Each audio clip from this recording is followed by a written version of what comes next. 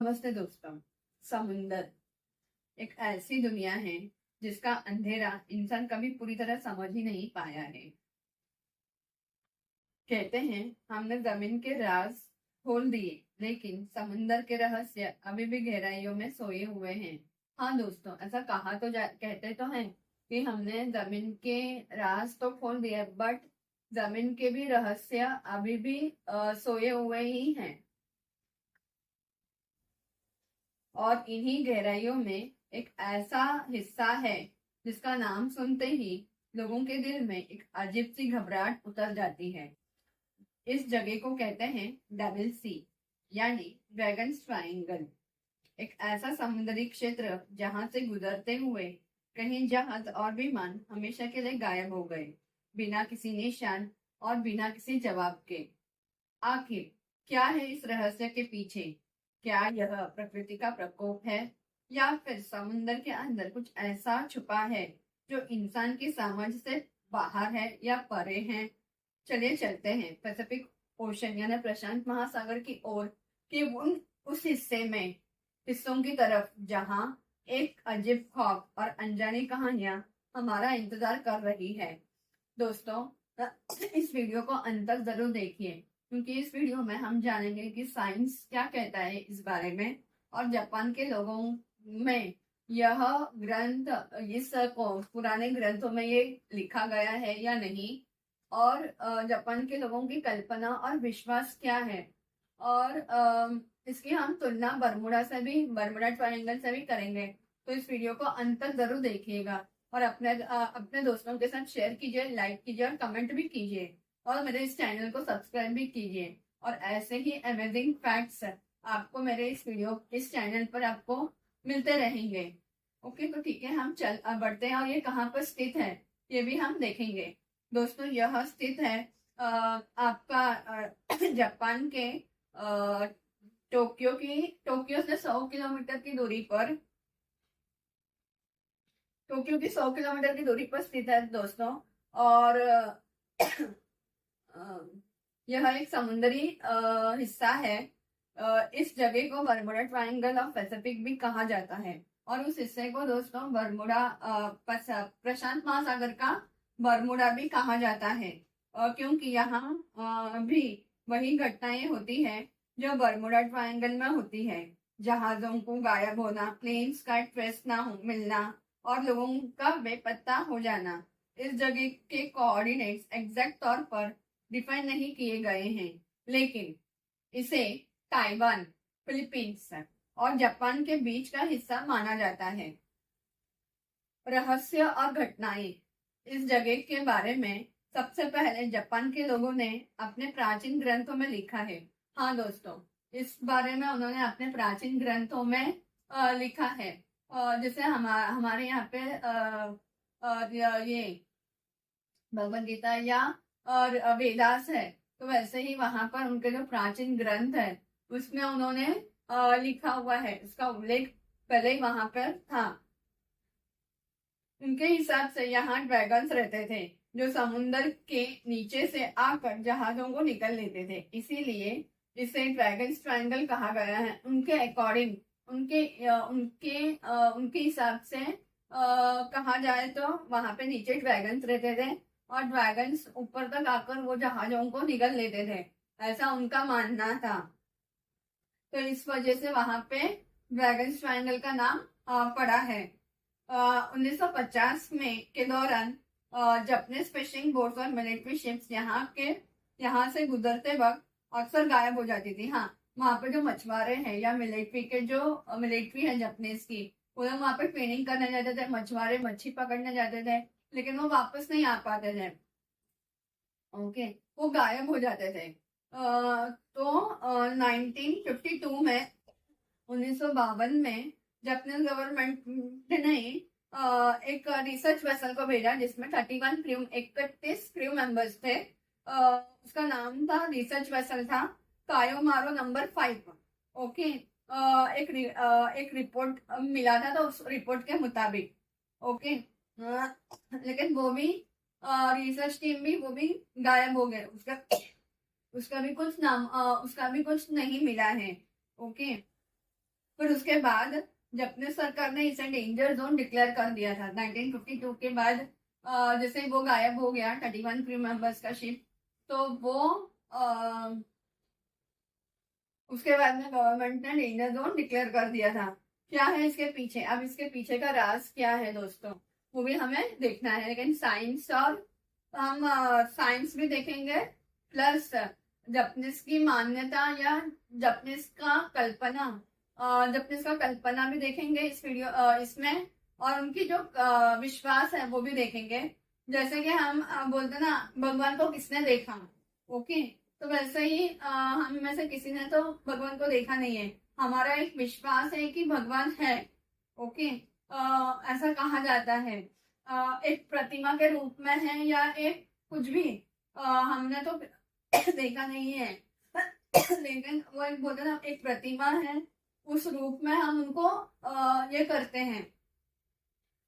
तो वैसे ही जापानीज लोगों के भी एक विश्वास है, एक इस थियरीज के बारे में उनका एक कल्पना है, ओके।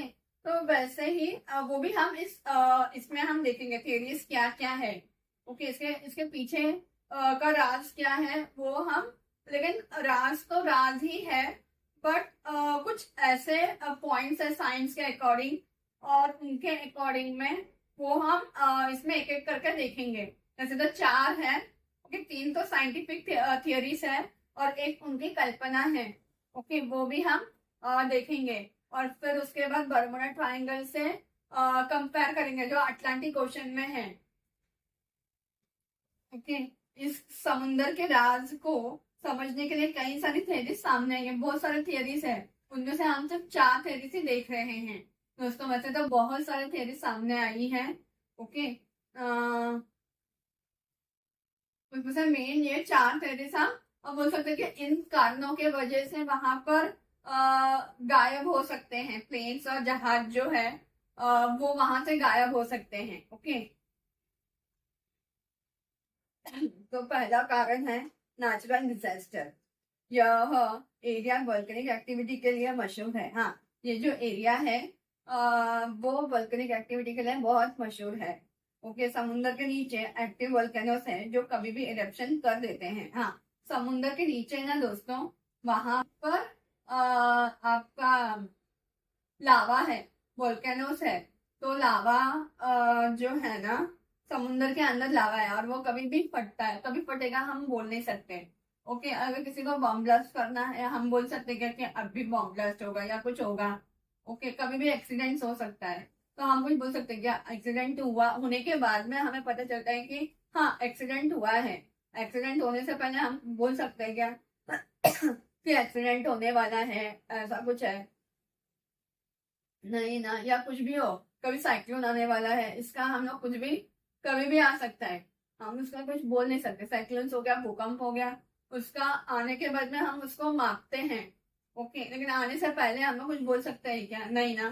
तो वैसे ही यहाँ पर भी जब भी लावा फटता है, लावा फटने का हम कुछ बोल नहीं सकते हैं वो कभी भी फटता है और फटने से वहां पे बबल्स तैयार होते हैं। जैसे हम पत्थर समुद्र में या पानी में हम डालते हैं, बीचेस में हम जाते हैं पत्थर डालेंगे, या बकेट में भी अगर आप पत्थर डालते हो तो उसमें भी बबल्स तैयार हो जाते हैं। तो बबल्स तैयार होने के वजह से ना वहां पर उस एरिया में जो पानी का जो डेंसिटी होता है वो कम हो जाता है, और वो कम होने के वजह से वहां पे जहाज डूब सकते हैं, तुरंत डूब सकता है।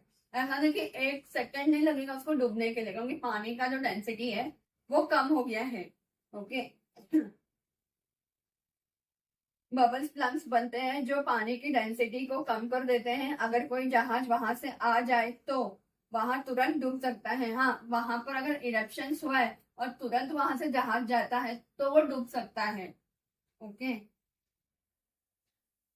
और सेकंड है मैग्नेटिक एनामोलीज। पायलट्स और सेलर्स ने कई बार रिपोर्ट किया है कि उनके कंपास यहाँ पर काम करना बंद कर देते हैं। मैग्नेटिक फील्ड में अजीब गड़बड़ी होने लगती है।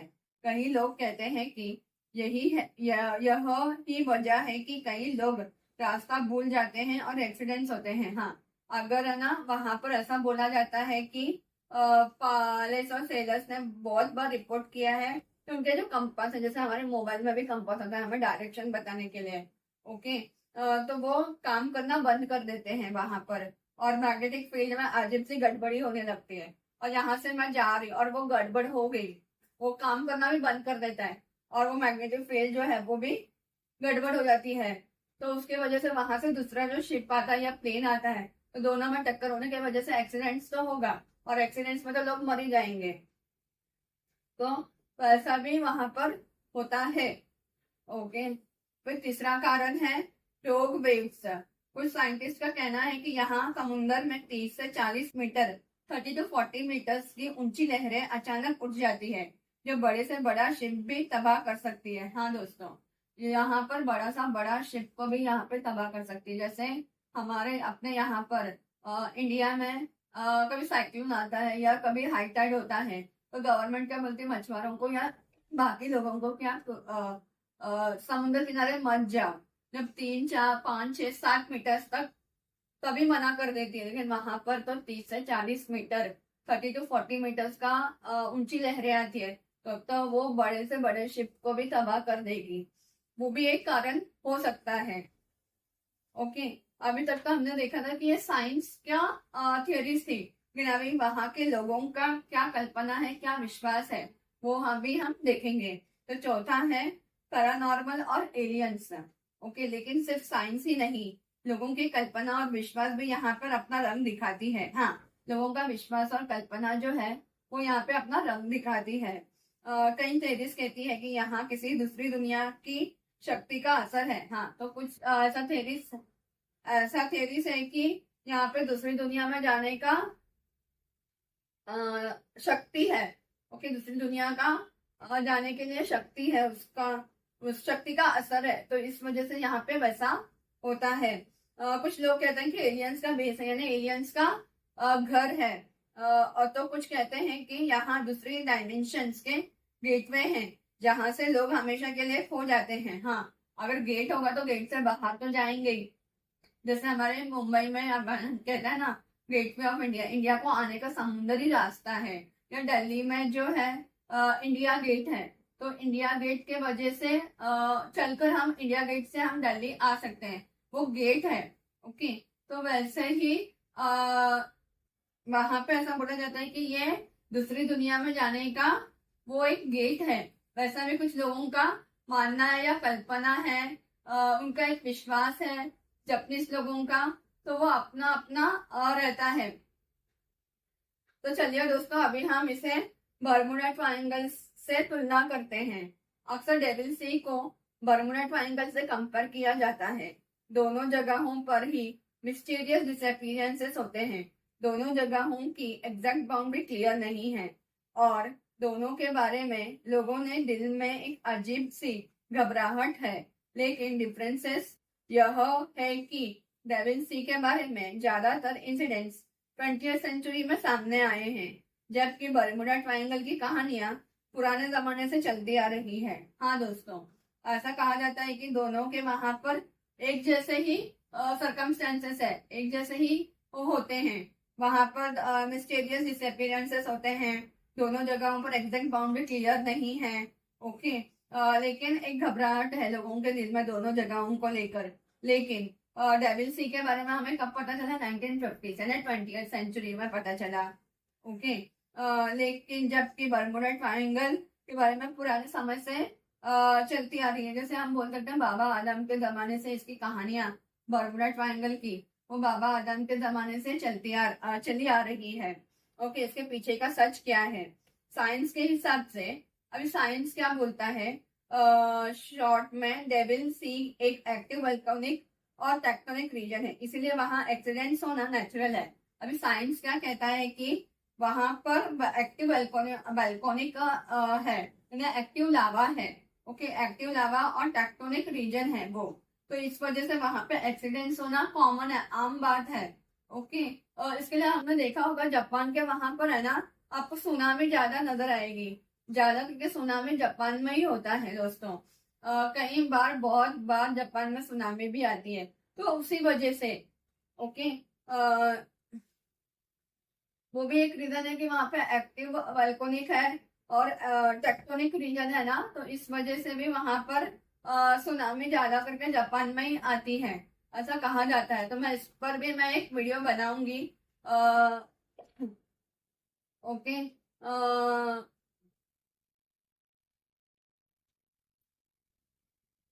इस पर भी मैं एक वीडियो बनाऊंगी दोस्तों। तो हाँ, वो नेचुरल है। वो ना मैंने प्रकृति का आपदा करके वैसा आता है। ओके, साइंस ऐसा बोलता है प्रकृति का आपदा है। ओके, प्रकृति के वजह से या प्रकृति के कारण के वजह से ऐसा होता है। लेकिन फिर भी कई घटनाएं ऐसी है जिनका जवाब आज तक नहीं मिल पाया है। ओके, ऐसी कई घटनाएं हैं जिसका जवाब आज तक हमें मिला नहीं है। जैसे कायोमारू नंबर 5 का पूरा शिप गायब हो जाना, ना कोई डेब्रिस ना कोई सिग्नल। ओके, उसका ना कोई सिग्नल मिला था। जैसे फॉर एग्जांपल अगर हम यहाँ पे वो लेंगे टाइटैनिक शिप का, कब बना था टाइटैनिक शिप? 1912 में। ओके, फिर आज भी हमें अगर उसको देखना है तो आज हम सबमरीन या पनडुब्बी में हम जाकर देख सकते हैं, उसका अवशेष है हमारे पास। ओके, वो अटलांटिक ओशन में ही नीचे जाकर तो करोड़ों रुपए खर्च करके हम उसे अभी भी जाकर देख सकते हैं। लेकिन ये कायोमारू नंबर 5 जो है जापान का, उसका हमारे पास ना कोई अवशेष है ना कुछ भी नहीं है। उसे देखने का कोई यही नहीं है, असर ही नहीं है, कुछ भी नहीं है हमारे पास उसको देखने के लिए। तो वो एक रीजन है।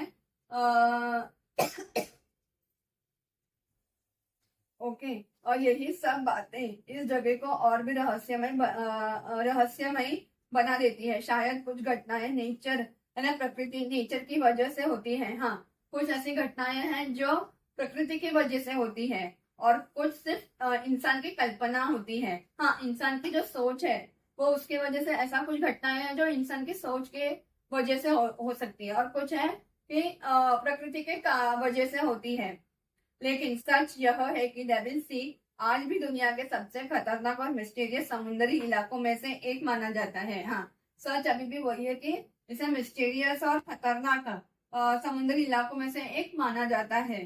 तो दोस्तों, डेविल सी एक ऐसी जगह है जहाँ साइंस और रहस्य एक साथ मिलते हैं। एक तरफ साइंटिफिक थियरीज जो इसके राज को समझने की कोशिश करती है, और दूसरी तरफ वो कहानियां जो इसे एक पैरानॉर्मल और सुपरनैचुरल जगह बना देती है। शायद कभी हमें इसका असली सच मिले, या शायद यह राज हमेशा समुद्र की गहराइयों में छुपा रहे।